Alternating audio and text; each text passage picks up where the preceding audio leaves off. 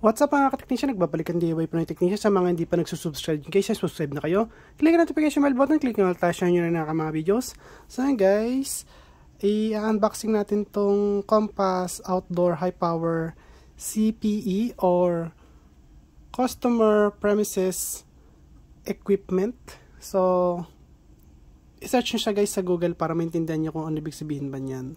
Pero bigyan ko lang kayo ng idea kung ano ibig sabihin yan. So, ibig sabihin yan guys, kunwari, nasa, ano kayo, off-grid na bahay, or ibig sabihin nasa bundok kayo, walang signal, mga ganyan. So, eto ginagamit siya as wireless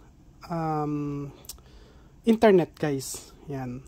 So, kaya, binili ko is 2 piraso. Ayan. Ayan siya, guys.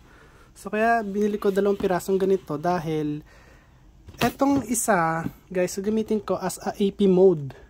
Okay, so access point siya. Nakatutok siya, guys, dito sa isa.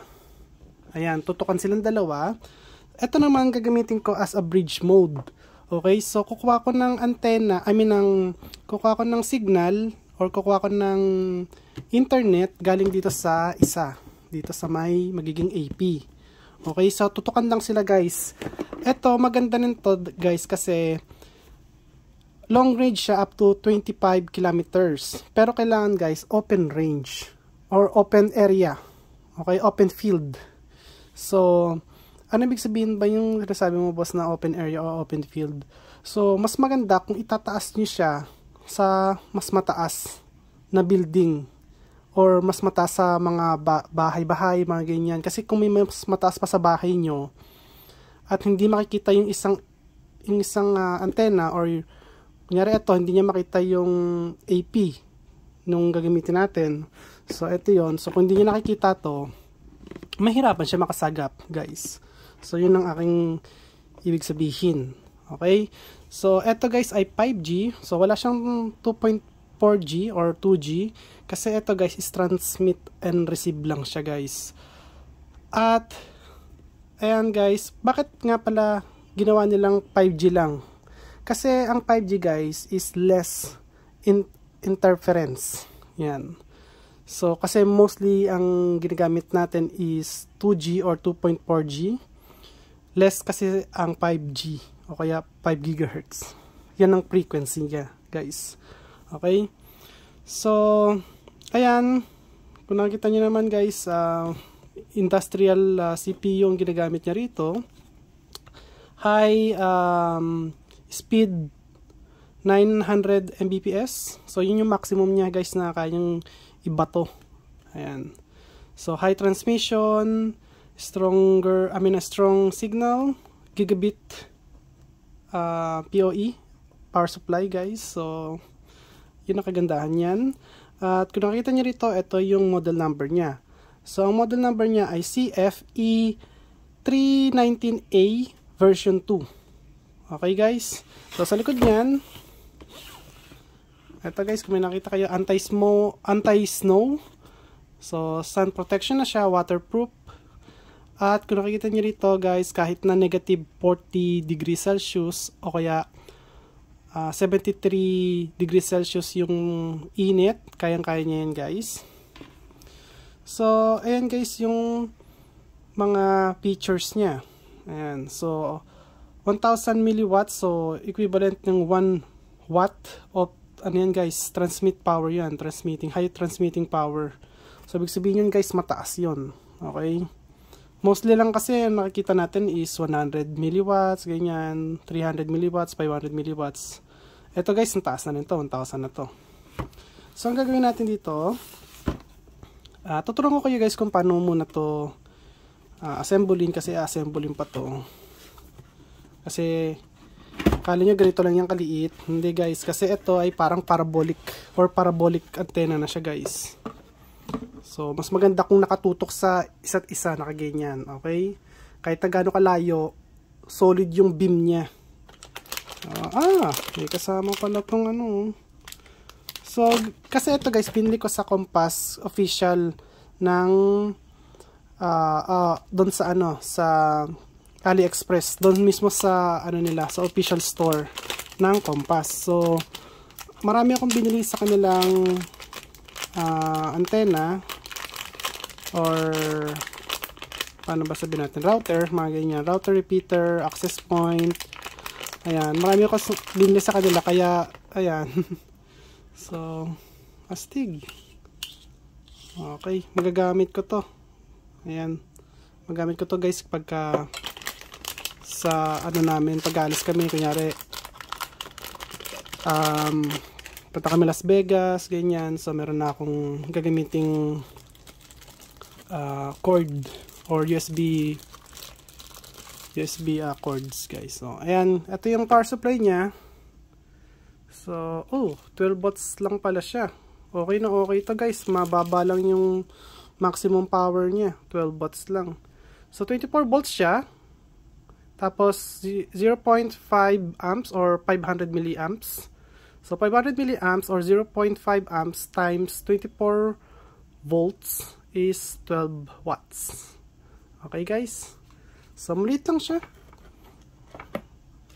And, ito, yung mount niya, guys. Dito siya i-mount.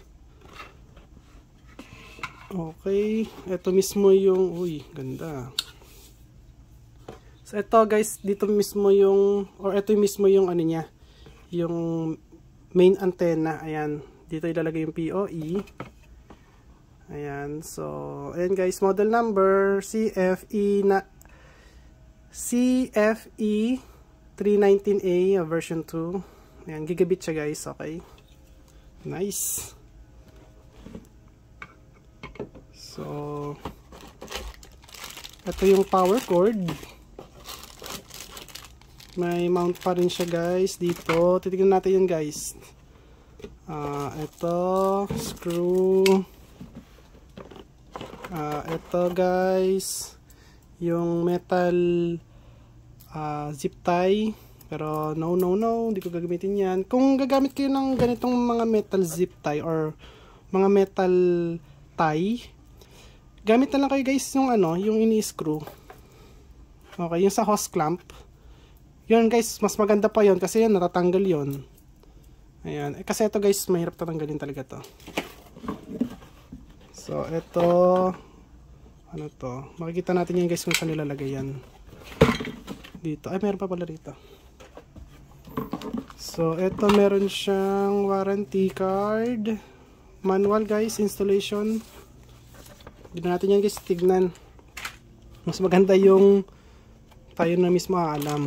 Okay. Okay, wala na ito. So, tanggalin natin to.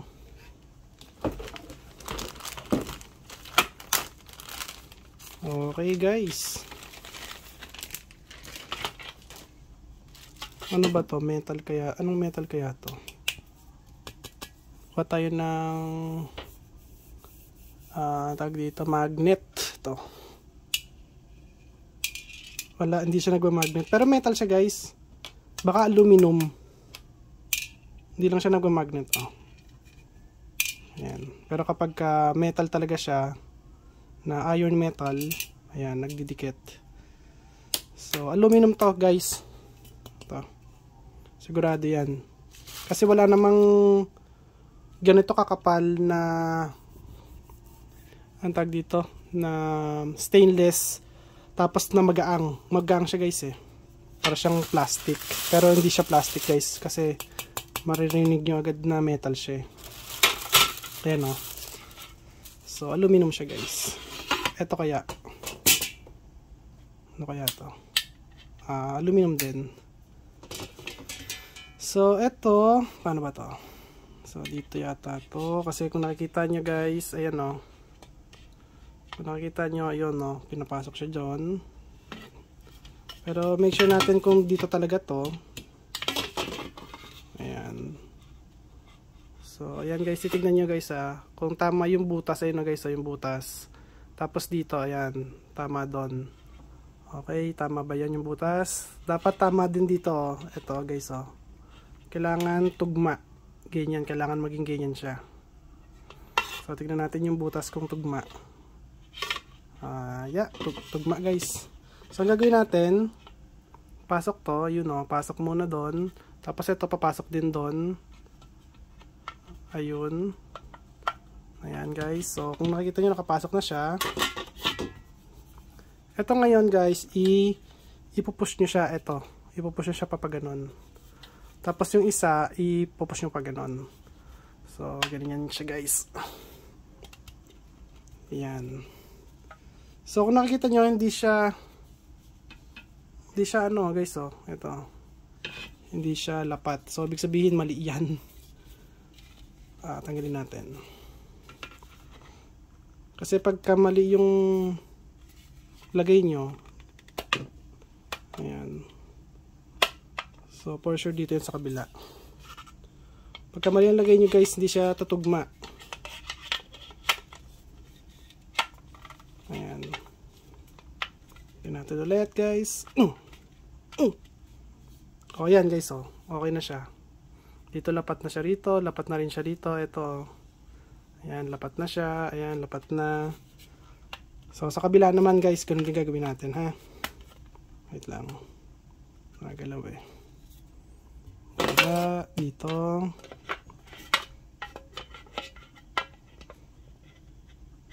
Kagandahan niya guys, gumamit siya ng aluminum kaysa gumamit siya ng iron metal. Kasi yon kinakalawang kasi yun guys. Ang aluminum hindi. So yun ang kagandahan sa ginawa nila.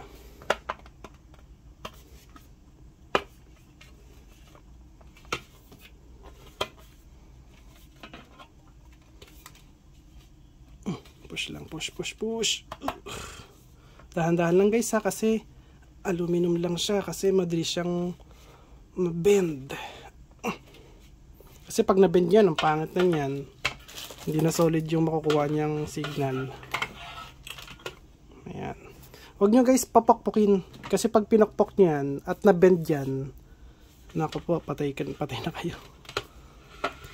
So make sure na lapat yan guys.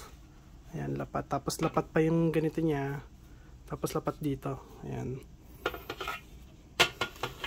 And then may butas siya. So ibig sabihin nilagyan niya ng screw. Ano kayong screw dito? Tingnan natin muna guys yung screw. 4 na butas. So dapat 4 na magkakapares na screw. So ito guys, 4 magkakaparehas. Ito, ayan o. Tapos 2 magkaparehas dito. Tapos isang nag-iisa lang guys. So kuha kayo ng screw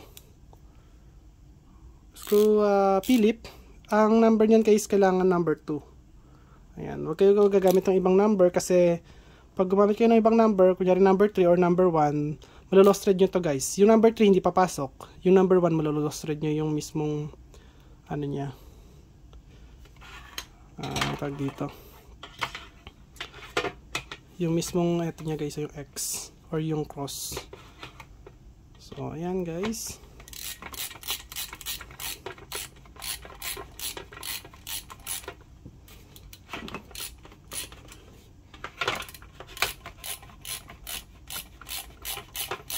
Kagandahan dito guys sa screw ni Linus Tech Tip or si Mr. LTT ay maano siya guys, magang yung ano nyo, yung tag dito, yung pag-ikot nya.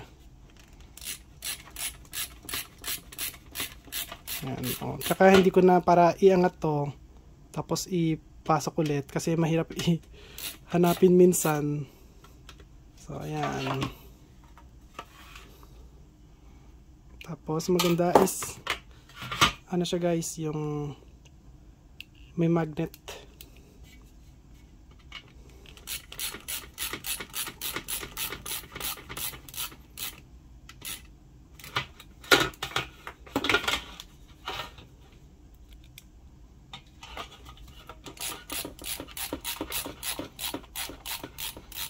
Pag yung screw guys nito ay parang lumiko, okay lang yan.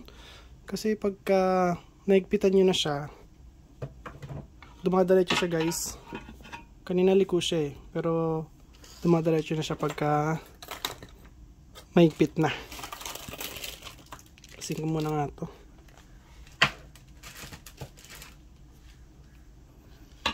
Ayan. Tapos ano sunod ito. Ito guys, dito yan sa likod.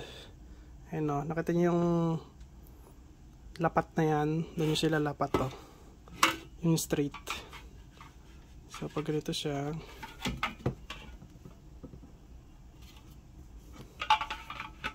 ayun. O. Diba? So dito, lalagyan natin ng screw. Hindi siya pwedeng ilagay yung screw dito kasi masyadong maliit yung screw natin. So dito natin siya lalagay sigurado. Ayan. Dito yan. Tapos yung isa dito. Ayan.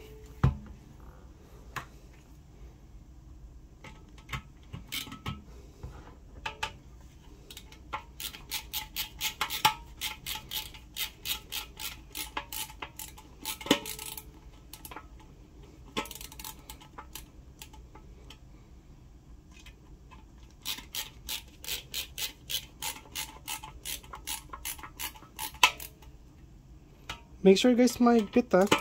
Huwag nyo lang ilo-lost thread kasi pag na-lost thread yan, nasa taas yan, hinahangin yan, nagbabibrate yan. Ayan, so next, ito na yung mismong antena nya. Sa antena nya guys, ito. So pag ganyan siya. Ayan. So ayun yung lock nya guys. Tulak nyo lang guys mabuti. Ayun, kailangan lock na siya guys. Ngayon kapag inalis nyo siya, ito pipidutin nyo lang. Maalis nyo na yan guys. Wait lang. Ayun guys, oh. Okay. So, pasok nyo lang. Ayun. Goods. Ayan na siya. May kulang pa dito. So, ito yun guys. May mount pa pala rito. So, dito yan. Tagilid. Na-adjust. So, ayan guys. Ilalagay lang natin yung isang tornilyo dito. Ayan. Kaya pala isang tornilyo lang yung mahaba.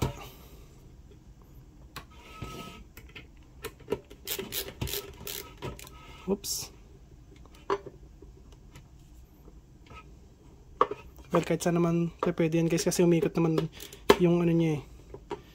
Yung ang tawag dito. Ayan o, umikot siya eh. Pwede nyo siya i-adjust.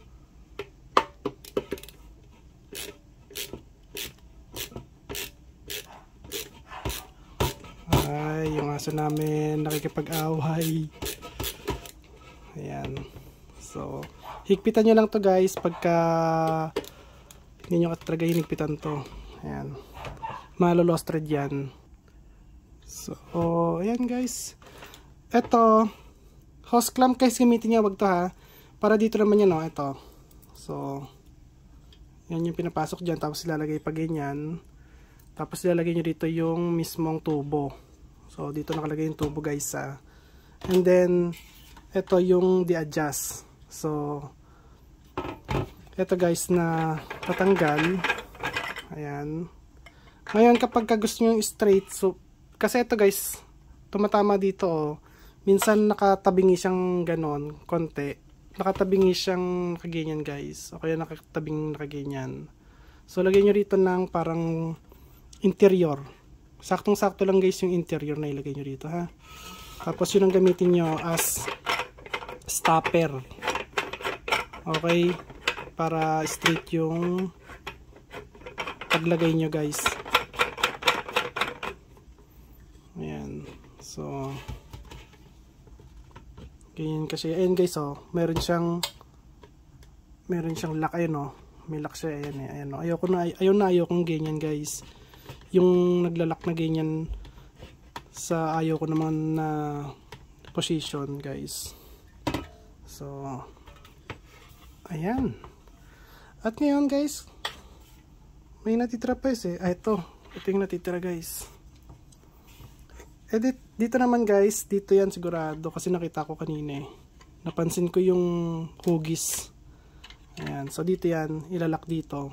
Sa ngayon, syempre hindi ko muna ilalak kasi mahirap siguro to tanggalin eh. Nga, try natin. Tingnan natin guys, kapag kanilak ko. So, ayan, lock na siya. Yung pagtanggal talaga nito mahirap eh. Wait lang. Push natin, maigi. Ayun, okay. So, buti madali lang tanggalin. Kala ko mahirap.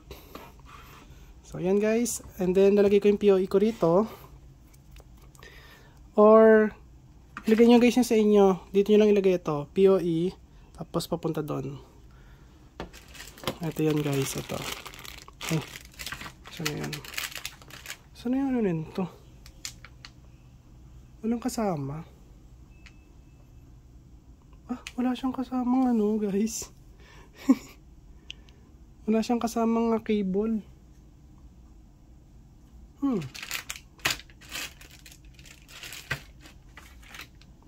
Weird. Nasaan yung cable?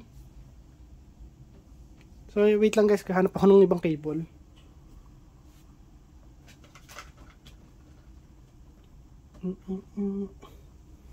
Ang weird nun, walang kasamang cable. Baka hindi ko lang napansin. Wala talaga eh. I-review ko na lang yung video ko mamaya. Kasi baka meron pero hindi ko lang alam kung saan ko nilagay. So ganyan siya guys ha. Tapos ito dito sa POE. Ayan. Ito papunta sa router nyo guys. Okay, sa ISP. Ito. Pero syempre ngayon isa-setup natin siya. So ganyan muna guys. Pag kayo magsa-setup, nakaganyan lang. So, sa akin kasi gagawin ko, ilalagay ko sa may saan na yung ano ko? Ito, dito sa may ano ko. Sa may CB. So, make sure nasa 24 yan, okay. Tapos ilalagay ko lang siya guys dito sa may taas. Kasi yung nakalagay doon, no? Nakataas yung POE. So, ito yung POE nasa taas. Ayan. And then tingnan natin guys. Balik ako guys ha. So ayun guys, nakadikit na siya. Turn on na natin to. Tingnan natin guys yung ano niya. Ayan guys, naka-on na siya. Ayan, oh. So on natin to. Nawala. Power on. Okay, good. So guys, tingnan natin sa ano sa firmware niya guys, tingnan natin. Okay? So ayan guys, kung nakikita nyo dito tayo pumunta. Bago yan guys, wait lang, tanggalin natin to. Tanggalin natin yung sa USB ko. Ayan. So ito yung gamit ko guys ha, Compass CF727B. Yan, 727B. Yan yung model number niya guys ha. So, maganda to gamitin sa computer, lalo na pagka walang wireless module yung computer nyo. So, ito. Sa Wi-Fi module siya guys. And then, wait lang tayo konti. Ayan, okay. So, ito guys ha, yung Compass 935C 5G atin guys. So, connect lang tayo dyan. Ayan. Tapos gagawin natin siyang repeater. I-bridge natin siya guys sa ano namin, sa Wi-Fi. And then kapag na-bridge ko na sa Wi-Fi, tignan natin kung makakukuha na ako ng internet galing dito sa ano natin, sa Compass. So, ganyan talaga yun guys katagal kapag bago pa lang yung Compass nyo kasi ano yan guys tag dito nag-update sa sarili niya. Ayan, so ayan guys, tingnan natin tayo sa website. Ayan, so sa Compass is nakasulat naman diba guys kanina 192.168.10. ay, mapa nakalagay dito. So 1 kinanayaw 1 ayaw Ayun, 192.168.10.1 and space and enter. Ayan na siya guys. So, Chinese version. Tayo dito guys, oh. So, gawin natin English. Lagyan natin admin's password kasi nakasulat dun sa likod niya. I mean, sa password niya, lagyan natin admin kasi yung nakalagay sa likod niya. Ito yun guys, oh. So, dalawa yun, di ba yung ano ko, yung parabolic antenna. So, ito yung isa. So, ito yung IP address niya. Ano wala? Ay, wala rito nakasulat. Walang nakasulat guys. Pero yan guys. So, admin ang password. So, login lang natin. Sorry. So, ayan pala yung ano niya guys, firmware. So, ayan. CFE319A version 2.6. Ayan. And then, pa tayo sa wizard. So, yung isa gagawin natin as AP. So, ganyan yan guys. So, next lang yan. Pag sa AP. And then, palitan nyo to yung SSID nyo para ilagay nyo dito sender, ganyan, or ilagay nyo dito 5G sender siya, so TX para sa transmit, pagka-receive naman RX. Ayan, okay. Pero syempre hindi ko pa siya guys ilalagay na ganyan. And then kapag sa range niya guys, maximum niya na yan. Okay. So, balik tayo guys. Punta tayo sa wizard ulit. So, i-bridge ko siya. Tignan natin guys kung meron tayong internet mamaya. So, station guys tapos client site. Ayan. So, i-bridge ko siya guys. So, eto guys, pindutin nyo lang. Pag pindot nyo, automatic na siya yung magkakaroon ng ganyan, no? Okay guys. So, pindutin nyo lang yan. And then, next. And then, scan. So, lagay ko siya sa wifi namin. So, may password yung wifi namin.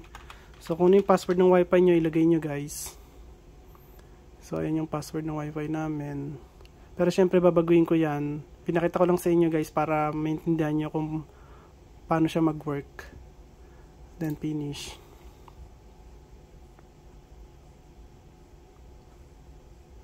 So, ayan guys.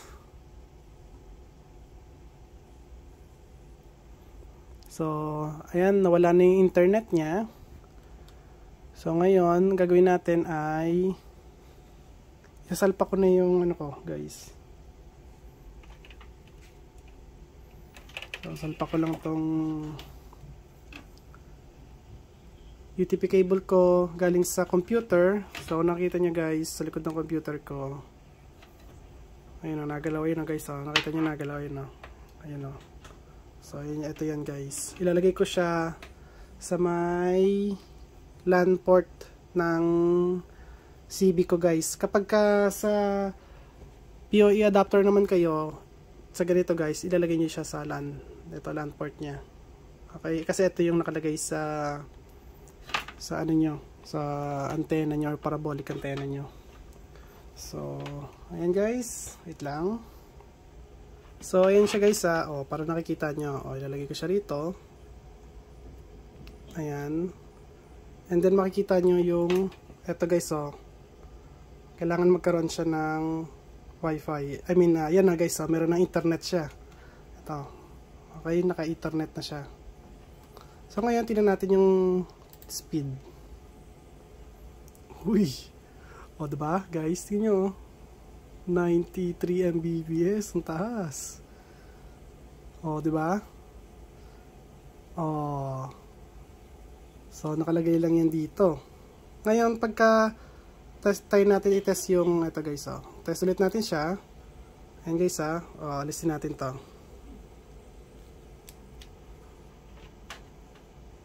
Wala na. Hindi na siya nagana. Wala na rin tayong internet. Ayun, balik natin. Ayan, nakabalik na. Ayun na, guys. Meron na ulit. So, ayan o, nagkakaroon na siya ng ano guys. Ayan. Nagkakaroon siya ng internet. Tignan ulit natin. Ayan guys o. Okay. So, ganun lang kadali ano to guys, gawing access point or gawin ng i-bridge guys, client bridge. So naisip nyo ba yung naisip ko guys? Kasi yung ano ko, yung tag dito, piece of Wi-Fi bendo machine, gagawin ko kasi guys is totally wireless. So naka solar setup siya, tapos naka parabolic, tapos gamit ko yung tatlong E314N, tapos CFN5, at naka ano siya guys, Orange Pi 5 16 gig tsaka 1 terabyte RAM, 1 terabyte NVMe. So 16 gig RAM, okay? So pwede ko rin siyang gawing yung naka parabolic, tsaka yung ano guys, para dalawa lang silang antena. So isang parabolic, tapos isang CFWA 900 V2, yung malaking antena natin guys, yung anim yung antena guys. So sa mga nakita nyo doon sa video natin, last video natin, so yun lang guys gagamitin ko. So napakalaking range na yon. At papakita ko guys yun soon, okay, na ganun lang yung setup natin, pinakamalakas na yun guys. So ayan, at kung nagustuhan nyo yung video ko, huwag kalimutan mag-like, share, subscribe. Wait lang guys, kasi baka tanungin nyo ako kung paano i-tear down yung ganito guys, kasi ito yung sa parabolic natin. So kung paano i-tear down to guys, hindi ko kayang i-tear down to. Kasi ang bukasan niya guys dito, kasi ito guys naka-seal, silyado talaga to. So wala naman siyang ano rito, bukasan guys.